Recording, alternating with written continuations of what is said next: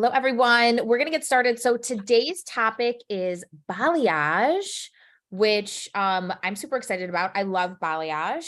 So if you have any questions or want anything clarified with today's topic, please feel free to put it in the chat so we can get all of your questions answered. Of course, this is going to be recorded as usual, so you can come back and rewatch this if you want to deep dive into the information again. So first and foremost, I want to talk about balayage in general. So a lot of people will come into the salon, and Amanda, you can also share your experience with this. And people will say they want a balayage, but a balayage isn't a look, it's a technique. And there is the contrast of going from darker to lighter, which essentially is what people are wanting. So I think consultation is huge when really determining when to use this technique. Amanda, do you want to deep dive into that a little bit and talk about your experience? Sure. Like Patty said, people call it balayage, but I think most of the time they're talking about a lived-in color look, where they don't want brighter pieces starting all the way from their root. They like it with a little bit of a darker root. They don't want like solidly blonde ends, just brighter pieces throughout.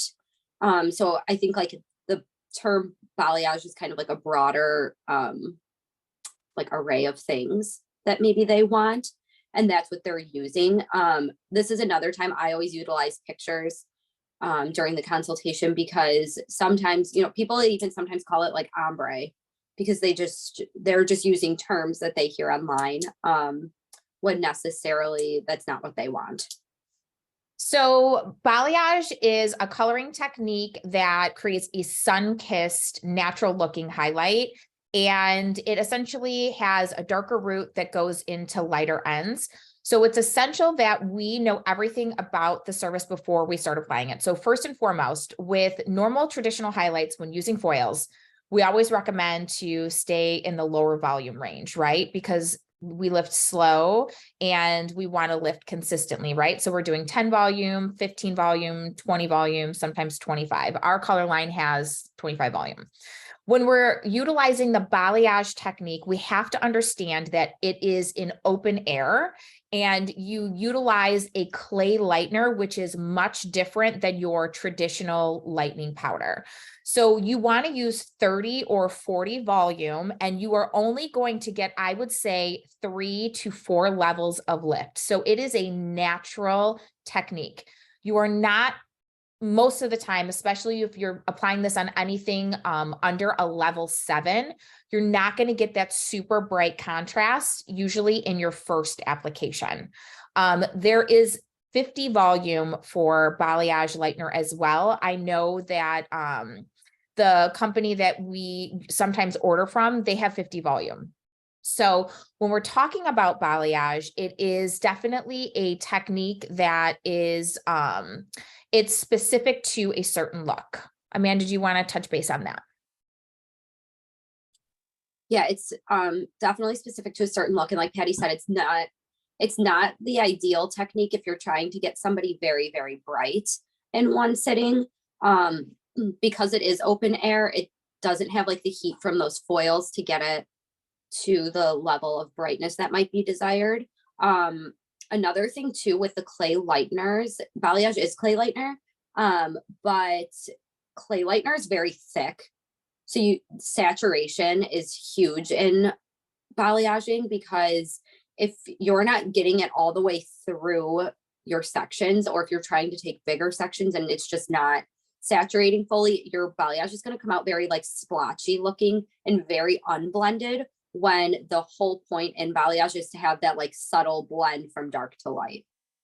Yeah, so it is definitely a thicker consistency because it sits on the hair. It doesn't absorb into the hair. So whenever I'm teaching balayage, usually balayage lightener is white. So I always say, if you want it bright, it has to be white. And what I mean by that is that you have to have a very good amount of lightener on the hair, and the hair should look white from the lightener.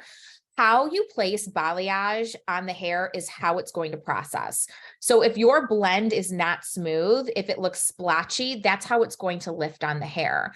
So this technique really does take it takes practice, and it really has to be applied in a way that is going to be consistent throughout the head. So what I like to do when I'm doing balayage, I work from side to side. I'll do a section on this side, then I do a section on this side, and then I'll go back to this side and then this side. So whatever I do on one side, I'm doing the exact same thing on the other. And then when I'm working from side to side, it helps me create a more balanced look. So that is one of my tips and tricks that I love with balayage. I always work from side to side. So I know I'm mimicking and I'm creating the same placement on both sides. So when we're talking about placement, so balayage is applied to the surface of the hair and it's done in a sweeping motion. That's what balayage means. It means to sweep. So it's going to create this natural look. So the placement of color is really, really, really important. And knowing how you want it to look before you apply is also very important. If you want pieces to be bright around the face, then you have to brush it back this way. If you want pops of brightness here, it has to be painted in a way that you're going to be able to see it. So really understanding the way that you're going to place and having a plan for that is very, very, very important. Okay. Also with your placement, we have to understand that your placement is going to be really concentrated on the mid strand and end. So you're going to have a lighter touch at the top of the root section. And then the more you go down, the heavier you're going to get with your hand placement and the way that you actually place the lightener on the head. Some people like to use cotton to keep that hair at the root elevated so that it, it doesn't kind of mush into the next section. So that's also something that you can utilize when you're doing balayage as well. Amanda, do you want to go ahead and touch base on any tips and tricks for placement? Yeah, I think a great trick I learned for placement on balayages is when you're sectioning to not really do like straight across sections. You always kind of want to take your section a little bit on a diagonal, because that will help just give you a natural blend without having to work so hard on it. Also teasing the hair, I like to do is, and that'll kind of help too from keeping your sections like mushing together. Just doing like a very light tease at the root will give you a natural blend, and it helps your sections kind of stay a little bit apart so that they're not sticking to each other and you're getting like little weird like bleeder marks kind of on the previous section where it's not intended to be. And yeah, as far as I know, I think everyone probably knows this one, but when applying the lightener, people say to switch off between like a V and a W kind of a shape, because that'll help keep the ends really bright and kind of help give that blend all through the mid shaft and to keep it consistent. And like Patty said, moving from side to side, just being very consistent and like mirroring your placement so that it is the same on both sides. Yeah, I think that's really important, is balance. And making sure that your consistency for your lightener also is, it's got to be thick. Another tip that I like to utilize is as the lightener sits in the bowl, it loses its ability to really lift. So if you have somebody who is getting a heavy balayage, I will remix my lightener multiple times throughout the entire process. So that way the lightener is working at its max capacity on the hair. So that means, if you're going to start in the back, then, doing the back section, then remixing to do the sides, and then remixing to do the top, because that's when you're going to get the best lift for the hair. With some lightener, when it comes to clay lightener, when it sits in the bowl, it starts to really expand and it almost starts to get like more watery. So when that's starting to happen, I think it's definitely time to remix. So you don't want it to sit for too long. So I think another good thing to do is I will just have my bowls of lightener set up. I'll add the developer, add the lightener, but I won't mix it until I'm actually at my station. I'll mix it, use one bowl, mix the second bowl, and then use, so that way you're not having to go in the back multiple times. It's just ready to go on your cart. So that is a great way to be more efficient with your time. I know a lot of people will not use actual balayage wrap. I personally like to use balayage wrap because when the lightener starts to dry out is when it starts to stop lifting. So when you're using the balayage wrap, what that does is it keeps the balayage lightener moist for longer. So that way it continues to lift, because once it dries out, it's not going to lift anymore. So for me personally, making sure that I'm using wrap is going to get a better lift for the results that you're looking for, especially if you want someone who's really, really light. Another thing that I utilize is a balayage board. And I think that's really important because it's going to help smooth out your lightener so you don't have any clumps or any like lumpy pieces. If you have lumpy pieces and you apply that to the client's hair, you could have brighter lifting where those lumps of lightener are. Or if it's like a clump of lightener, sometimes it won't lift at all. So making sure that your lightener is really smooth and it is very, like a very, very creamy consistency is really, really important. Amanda, do you want to touch base on that? Yeah, I also use a balayage board and the wrap as well for the same reasons. Another thing I love about the board is it really does help with saturation.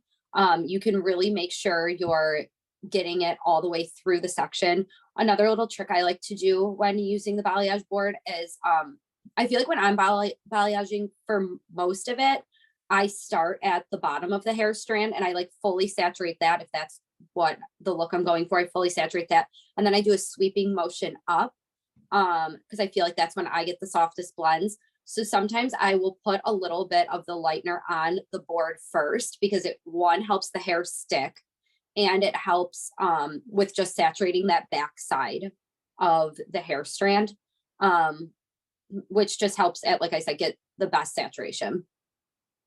Now, when it comes to balayage, the one thing that clients really love about this service is the maintenance. So it requires less maintenance than your traditional foils for the most part because it's a soft blend. And the only thing that we recommend is I will have clients come in for a retone because they are going longer in between appointments. So having them come back, I would say like, depending on how often they come in, I have them come back either like 6 to 8 weeks or sometimes 12 weeks if they're a little bit longer.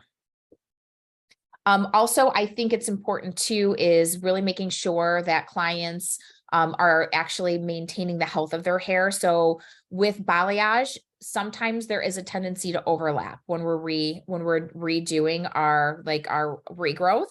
So making sure that you are careful on that as well. Now, if the client is like building on their look to create a lighter look, then you can, oh, my light just went off. That was weird. You can actually overlap, but you really want to make sure that you are mixing the proper developer. So you can use a 40 volume at the root and then pull through with a 20 to kind of brighten the ends a little bit. So really making sure that you're blending those two lighteners together in a way that isn't going to create a band inside the client's hair, because you don't want that 40 volume to mix in with the 20 in a weird spot because it can create a lighter effect.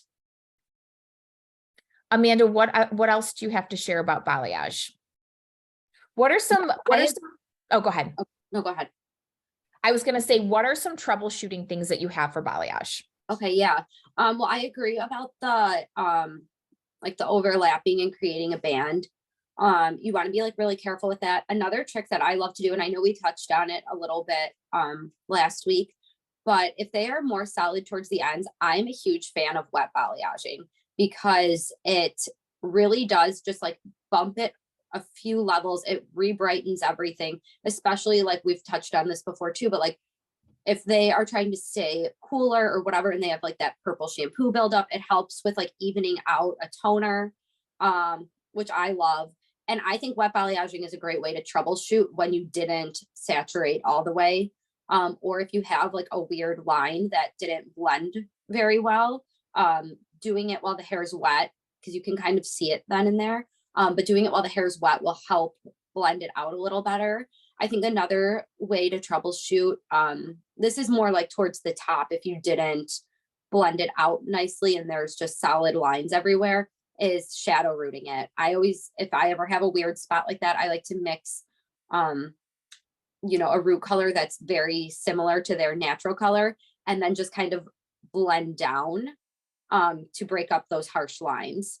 Another thing too is if there are a lot of harsh lines or a lot of spots that weren't fully saturated, using regular foils if it got to that point, like highlights and lowlights in certain spots to break up hard lines and to resaturate pieces that are supposed to be blonde.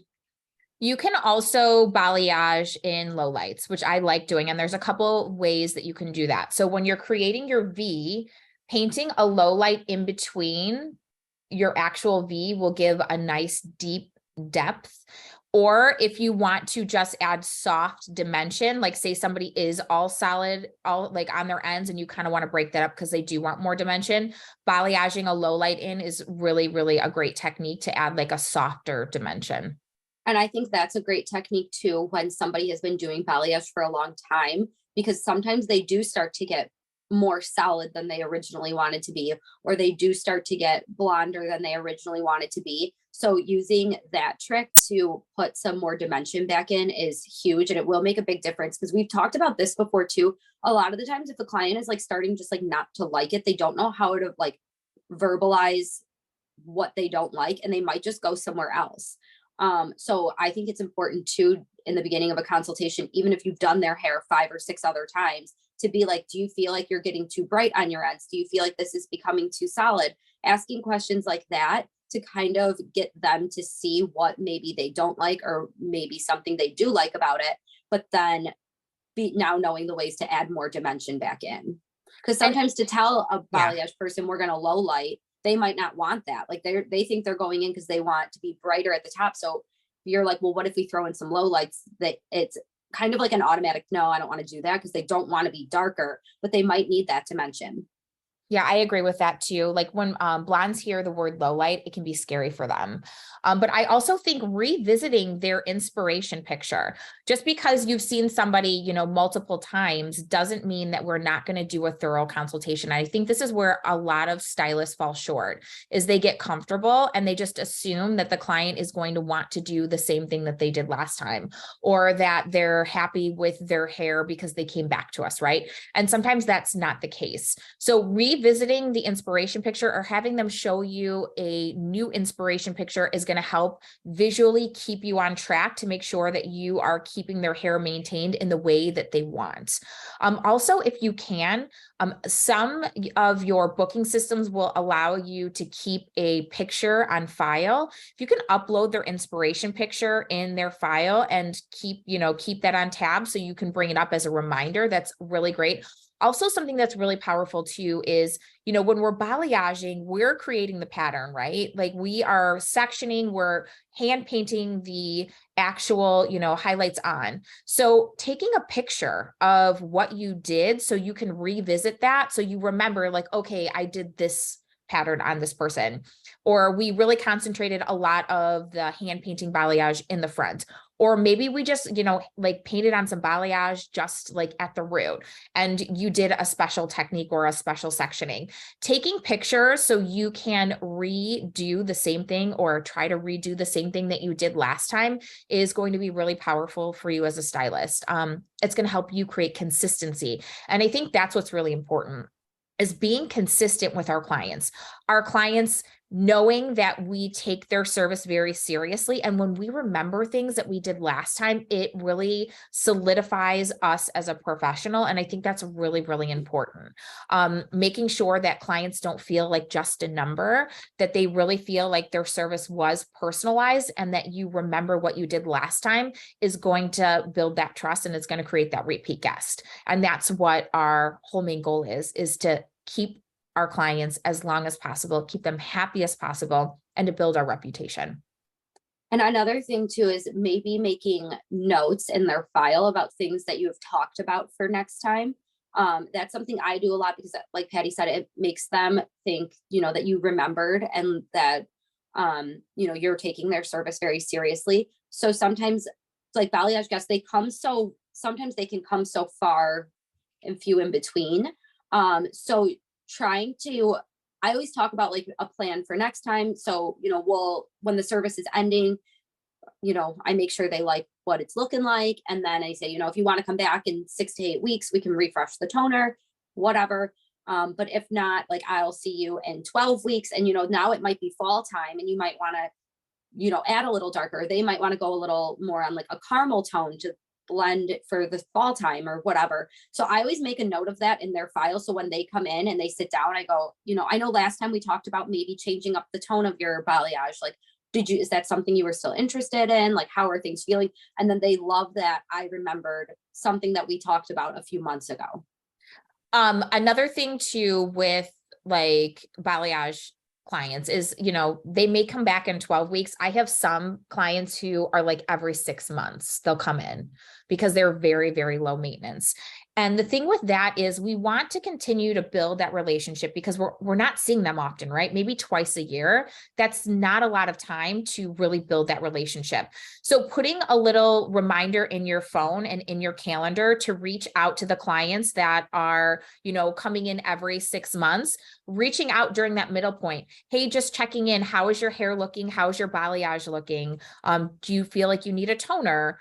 Here are some products that I recommend to keep, your hair, healthy. So making that connection in between their appointment to make them feel like you care and to make them feel like you're invested in them as a client is also really powerful. Something else that we do at the salon, we have little boxes and sometimes we will ship out like a treatment or a Malibu treatment. Like I have some clients that live in Frankfurt, which is a nearby town, and they have hard water. It's the only city near us that has hard water. So I'll send out like a little care box with a hard water Malibu treatment that they could do at home before they come in for their appointment so they don't have a chemical reaction, right? Or like send out a treatment for, their hair if I know that their hair is a little overprocessed and I want it to be super healthy when they come back in. We have these little branded boxes. We just ship it out and it's super cute. And it just is a reminder that you're invested in them as a client. And it's like a reminder that like you're here and maybe they need to book an appointment. Maybe they'll come in sooner. So what are you doing to stand out as a stylist and to keep that connection in between appointments, I think is important to think about. And then while we're talking about hard water too, the hard water situation, I think is a huge thing to bring up during the consultation, especially if they are a first-time guest. Just asking if they have hard water or if they know if they have hard water, because if you try to balayage on top of someone's hair that has hard water, it's not going to get as bright as you're anticipating. There could be a chemical reaction. And either way, like it's just not going to be what you planned for. So if you know that ahead of time, you can do a treatment like that in the salon to make sure that they get the best results that you can provide them. Yeah, I really think like even some people will be like, oh yeah, I have hard water, but I have a water softener. Water softeners are salts. Essentially, that's what it is. So unless they have an actual water filter on their shower head, I highly recommend that you do a Malibu treatment before you lift any person's hair with lightener. I mean, I really think that should be like, it's creating a clean palette to create the best result. And yes, it's more money and more time, but the client is going to get a way better result lift wise, like health wise for their hair and an overall like longer lasting look because all of those impurities are removed from the hair, right? And having them come in if they do have hard water, having them come in again in between their appointment time to do a Malibu and just retone them can really, really transform their hair in between services. And it's literally not that much time and not that much product, but it has a huge impact. And also it is going to make sure that when they come in for their like full appointment, again, their hair is going to be in the best shape possible. And you're going to have a nice clean palette. Malibu treatments are super, super, I think they're underutilized and I think they're really underrated. They make a huge difference on every single client's hair. Even clients that don't have hard water, that just have regular city water can experience a huge transformation from a Malibu treatment. Putting them under the dryer, using the white packet, which is the Malibu C, just the standard one, under the dryer for 20 minutes can really make a huge difference on somebody's service and their lightening and how bright they get. I also love to utilize those too for extension guests. Because like, you cannot put lightener on the extension hair. Using one of those Malibu treatments will remove the buildup and help brighten the hair back up, without being able to put lightener on it. Yeah, I love it for extensions. I feel like, again, it's something that just extends the life of their extension hair. Also, too, with extensions, I feel like we like a lot of clients have a tendency to use smoothing products because the extensions, they're a different texture, right? So really removing all of that buildup off of the hair and you know, being able to apply products again that will penetrate the hair in itself, because some of those products are coating. So the hair, the extension hair can't absorb moisture, right? And when it can't absorb moisture, it starts to break down and it slowly starts to get shorter and shorter.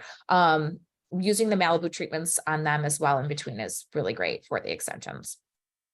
Does anyone? Another product we Oh, have in the salon that we use, Patty, I can't remember the brand, like who makes it, but that metal detoxing shampoo. Oh, I think it's Redken or Matrix. I think it's Redken Metal Detox. Yeah, that's a great one too, because it helps take off all that like mineral buildup. And even if somebody doesn't have like hard water, but they have like really old pipes, or they have like a really like not great shower head, it can deposit that like mineral buildup on their hair, and that shampoo works great for taking it out. The metal detox is great. So if you don't have time to do a Malibu treatment, the metal detox is probably your second best option. And that is something you just spray on the hair before you apply the lightener. And then there's a special shampoo and conditioner. Also something that I want to touch base on too is we're going into summer, right? And a lot of people are swimming. And I want to talk about when people's hair and their chlorine and lightener do not mix. So if you have clients that have a pool or are going into the pool, you need to do a Malibu treatment on them as well. Another thing is blonde hair turning green. So a lot of people have the misconception that blonde hair turning green is from chlorine, and it's not technically. So what blonde hair turning green is if somebody has copper in their hair, and that's from the pipes or hard water, when they go into the chlorine oxidizes the copper in the hair, which turns green. Have you ever seen like a copper roof that is like a teal, like green color? It's because it's oxidized. So that's why blonde hair turns green. It's from copper. So again, that's a metal that's in the hair. If you have somebody who is going to swim a lot, if you have somebody's hair who is green, again, utilizing the Malibu treatments before you even lighten their hair. Chlorine and lightener, again, can cause a crazy chemical reaction and can do some really, really bad damage to clients' hair. So really incorporating those questions into your consultation. And even if they just went swimming once or twice, blonde hair is super porous. So it's going to really soak up that chlorinated water. Like a tip I like to give my clients if they are going to be enjoying summer festivities is wet your hair before you go in the pool and spray it down with a leave-in treatment if you plan on going swimming, because that's going to keep the hair from really sucking up that chlorinated water. Amanda, do you have any other tips on that? Yeah, so I like to do that. What you said about putting the water on the hair. Sometimes I'll also tell people to put a leave-in conditioner in their hair first, because it creates like a barrier so that the hair can't suck up the chlorine. Also using cold water, because that closes the cuticle, which will help with that as well. And also Malibu makes a treatment specifically for swimmers, which has been a lifesaver for me. I have a few clients that have kids that their hair turns green in the pool because they're swimming every day and, you know, just not taking the best care of it. So the swimmer's treatment has been like life-saving to me. Okay, does anyone have any questions before we end today's session? And how is everyone feeling about balayage? I really do love this technique. It's such a beautiful technique, and you can make it as subtle or as extreme as you want. I love the creativity that goes into it because you're the one really creating the look by your placement. And this service is really customized for each client because each client is going to have a different hairline. They're going to have a different haircut. Thinking about the haircut, if you are, and I'm glad I thought about this before we ended the session. If you're doing a big chop on somebody and they want balayage, you need to cut them first. Because if you are creating those brighter ends and you do the color first, you're going to cut all of that brightness off. So I will do a quick cut before I actually do the balayage service. I'll take the length up, I'll cut into the layers, then I will do the balayage, and then I'll go in and clean up the haircut. So always do the haircut first if you're doing a big change with their cut. But I really do love this service so much. It really is customizable. It's so soft. It's so pretty. And it's low maintenance, which I think a lot of clients appreciate now. It's a great way to add soft dimension, even if somebody does have like a touch up, and it just is it's so elegantly beautiful. It's one of my favorites. Okay. If there's no questions, we're going to end today's session. We will upload this video into the dashboard. And if you have any questions, please do not hesitate to reach out and to utilize the group as a resource.